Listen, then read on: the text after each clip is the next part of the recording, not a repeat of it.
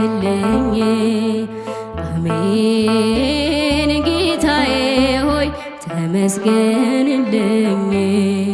ስንት ጊዜ ረዳኸኝ፣ ስንት ጊዜ ወጣው ካዘን ከመከራ፣ ስንት ጊዜ አቆምከኝ፣ ስንትስ ጊዜ ዳንኩኝ ከሞት ከመከራ።